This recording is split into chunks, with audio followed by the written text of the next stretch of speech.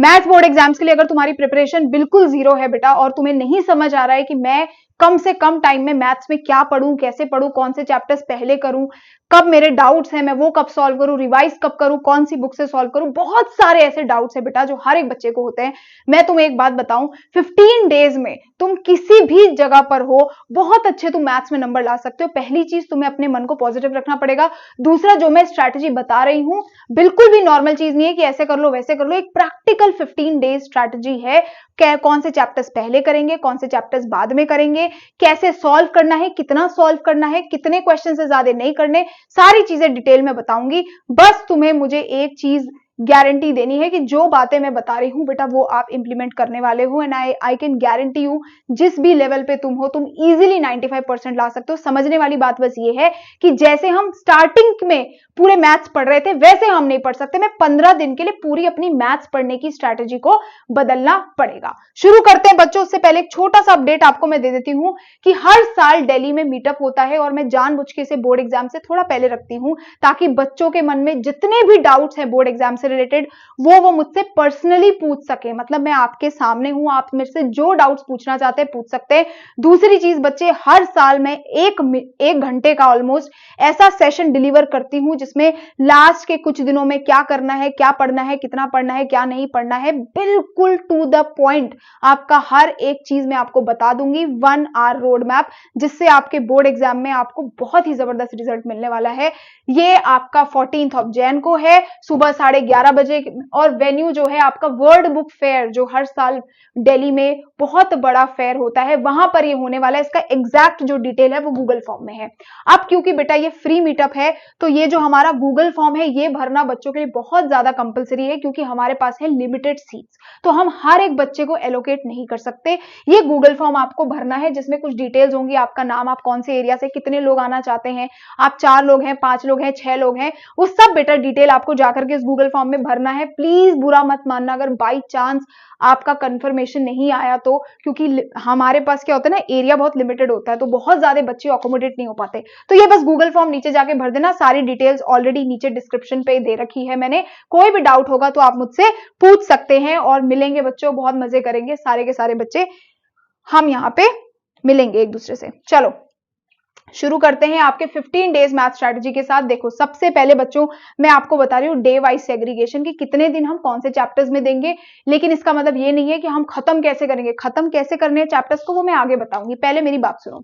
सबसे पहले हम पहले के 7 डेज पे quadratic equation, triangles, trigonometry, surface area, volume, statistics, circle, ये भी कर लिया, हमारे सीधे 45 नंबर यहां से फिक्स हो गए।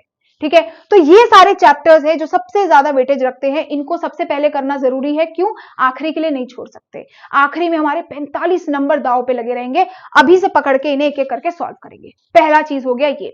सेकंड इंपॉर्टेंट चैप्टर्स जो अब आ रहे हैं वो है मीडियम वेटेज वाले, arithmetic progression, linear equation in 2 variable, some applications of trigonometry and polynomials. तो ये जो 4 चैप्टर्स हैं ये इसके बाद सबसे ज्यादा इंपॉर्टेंट है, जो आपको सॉल्व करने हैं। इनको सॉल्व करने के लिए आपके पास 7 दिन है। 7 दिन में इजीली होगा, कैसे होगा आगे बताऊंगी। 7 डेज में आपको पहले इन चैप्टर्स को बेहतर तरीके से करना है। इन सारे चैप्टर्स को करने के लिए आपके पास 5 दिन है। और लास्ट में जो आपके लो वेटेज चैप्टर्स है, पर ये बहुत इजी भी है, वो है आपके real numbers, coordinate geometry, areas related to circle and probability. तो ये 4 चैप्टर्स बेटा आपको लास्ट में करने हैं। इसके लिए आपके पास 3 दिन है और इसमें आपको कुछ ही टॉपिक्स करने हैं। ठीक है, तो ये हो गया बेटा पहली चीज। अब दोबारा डाउट आता है कि दीदी हम पढ़े कैसे, इतने सारे चैप्टर 7 डेज में कैसे होंगे। बच्चों सबसे पहले तो आपके पास आर.डी. शर्मा है, आर.एस. अग्रवाल है, कोई भी नई किताब है जो आपने अभी हाल ही में खरीदी है, ये सारी किताबें आप पकड़ो और इन्हें कबर्ड में रख दो। कोई जरूरत नहीं है किसी आर.डी. शर्मा, आर.एस. अग्रवाल को करने की इस समय पे, अगर आपने पहले से क्वेश्चंस नहीं लगा रखे हैं तो। और ऐसा भी नहीं है कि अगर आप आर.डी. शर्मा, आर.एस. अग्रवाल नहीं करोगे तो आपके नंबर नहीं आएंगे। तब नहीं आएंगे जब आप इस मोमेंट में आकर के इन कुछ दिनों पहले अगर आप इन पर्टिकुलर बुक्स को करते हो, क्योंकि एक इनका स्टैंडर्ड होता है और इसको समझना कि कौन सा सवाल इंपॉर्टेंट है कौन सा नहीं है, वो थोड़ा सा क्या हो जाता है बेटा, डिफिकल्ट टास्क हो जाता है। ठीक है, तो ये काम आपको नहीं करना। तो अब हम करेंगे क्या दीदी, ये 3 स्ट्रैटेजी देखो सबसे पहले, और एक बहुत गोल्डन टिप है आपके लिए जो उन सारे बच्चों को बहुत मदद करेगा जिनको सच में मैथ्स में बहुत ज्यादा प्रॉब्लम है। सबसे पहले आप एनसीईआरटी पकड़ो और एनसीईआरटी की जो भी एक्सरसाइजेज है उसे मिनिमम 2 बार और सारे एग्जाम्पल्स को मिनिमम 2 बार सॉल्व करो। अब एनसीईआरटी जब पहली बार सॉल्व कर रहे हो तो जितने भी डाउट्स हैं उसको आप टिक करते चलो, अगली बार दोबारा से उन डाउट को पकड़ करके सॉल्व करो। ये आपने करना है 2 बार मिनिमम। क्यों बोला?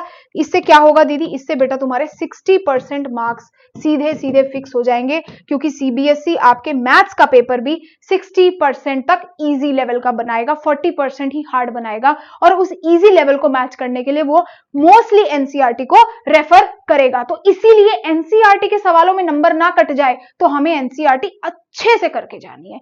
दूसरा क्या करें? पीवाईक्यूज कर लो 5 साल के। 5 साल के करने हैं, बिल्कुल करने हैं, बहुत ज्यादा इंपॉर्टेंट है, और एक सवाल भी नहीं छोड़ना है। मिनिमम 2 बार पीवाईक्यूज लगाने हैं। इससे क्या होगा दीदी? इससे होगा क्या? तुमने कोई चैप्टर पढ़ लिया, मैंने बोला क्वाड्रेटिक इक्वेशन कर लिया, पढ़ा, 2 बार एनसीईआरटी लगा लिया, तुम्हें लगा यार अब तो मेरे को लगता है कॉन्फिडेंस बन गया, मेरे को सवाल बन जा रहे हैं।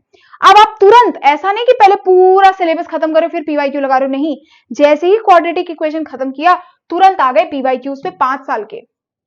अब जैसे पीवाईक्यू सॉल्व करना शुरू किया, तुम्हें यह पता चलेगा कि जितना मैंने एनसीईआरटी लेवल पढ़ा था, क्या बोर्ड एग्जाम में उसी लेवल के सवाल बन रहे हैं? तो तुम देखोगे कि कुछ कुछ सवाल तो उसी लेवल के जो तुमसे तुरंत सॉल्व हो जाएंगे, और कुछ सवाल अगर तुम्हें थोड़े ऊपर लेवल के दिखेंगे तो वो तुम सॉल्यूशंस देख करके सीख करके कर सकते हो, है ना। तो साथ साथ में ही तुम्हें तुम्हारी प्रिपरेशन और उस प्रिपरेशन का कितना हिस्सा बोर्ड में तुम्हारे काम आ रहा है वो साथ साथ में पता चल जाएगा, ठीक है। और लास्ट में बेटा सीबीएसई का जो ऑफिशियल सैंपल पेपर है वो आपको मिनिमम 2 बार ही सॉल्व करना है किसी भी हाल में, ठीक है। अब एक गोल्डन टिप मैं आपको बताती हूं। मैथ्स में केवल तभी नंबर आएंगे जब आपके इन 15 दिन में कोई भी डाउट नहीं होंगे, या होंगे तो वो क्लियर हो जाएंगे। अब जिन बच्चों को, मैं हमेशा से आपको बोलती हूं, जब से आपको मैं गाइडेंस देती हूं कि मेरे लिए मैथ्स ऑनलाइन पढ़ना मुझे कभी समझ नहीं आया, क्योंकि मुझे लगता है मैथ्स आप ऑनलाइन नहीं पढ़ सकते। अब एक सवाल के बीच में आपको 3 बार डाउट आ गया, आप क्या करोगे? तो आपको मैं एक सजेशन देती हूं, अगर आपकी मैथ्स अच्छी नहीं है और आपको बहुत ज्यादा डाउट्स आते हैं और आपको डाउट क्लियर करवाने के लिए कोई नहीं है, तो आप प्लीज अपने घर के आसपास कोई ना कोई ट्यूशन टीचर देखें या स्कूल टीचर से ही बात करें, और उनसे, आपको रोज ट्यूशन जाने की जरूरत नहीं है, हफ्ते में 2 दिन 3 दिन 2-2 3-3 घंटे के लिए आप चले जाओ, जिसमें केवल आपके जो डाउट्स है कि ये क्यों हुआ, कैसे हुआ, वो सब आप क्लियर कर सको। क्योंकि बेटा बिना डाउट क्लियर के आप चाहे आरडी शर्मा ले लो, चाहे आरएस अग्रवाल ले लो, दुनिया की कोई किताब ले लो, जब तक एक बच्चे को मैथ्स के डाउट नहीं पता वो किसी भी लेवल के सवाल नहीं कर सकता। देखना, अगर तुम्हारे डाउट्स बहुत ज्यादा होंगे ना, तुम prove that root 2 is an irrational number में भी कंफ्यूज होकर आ जाओगे। क्यों? क्योंकि डाउट्स पे तुम काम नहीं करते। तो ये मेरा तुम्हारे लिए एक बिल्कुल as an elder sister suggestion रहेगा कि बेटा ज्यादा डाउट है, मैथ्स के लिए कोई टीचर पकड़ो, उनसे जाकर के आपने फीस दें, जो भी जैसा भी है, उनको बोलो कि भैया हमें ये डाउट है, हम हफ्ते में आपके पास 2 दिन 3 दिन आएंगे, आप मेरे सिर्फ डाउट क्लियर करो। जहां आपके डाउट क्लियर होने शुरू हुए, आप अपने मैथ्स का परफॉर्मेंस देखना, पहले अगर आपसे 10 सवाल बनते थे अब 20 बनेंगे, क्योंकि आपके कॉन्सेप्ट जो है बीच के वो क्लियर हो गए। वरना आप ढूंढोगे कैसे? बच्चों को अब किसी ऐसे स्टेप पे प्रॉब्लम आ गया, वो एग्जैक्ट स्टेप का सोल्यूशन आपको कैसे बता रहा है कोई? तो इसीलिए बेटा ये सोल्यूशन आप देख सकते हो। दूसरी चीज, अगर आप पेपर, मतलब कोई भी मैथ्स करते हो और आपको लगता है यार मेरे से होता क्यों नहीं है, एक चीज मैं आपको एक और बहुत इंपॉर्टेंट सजेशन देती हूँ डाउट से रिलेटेड।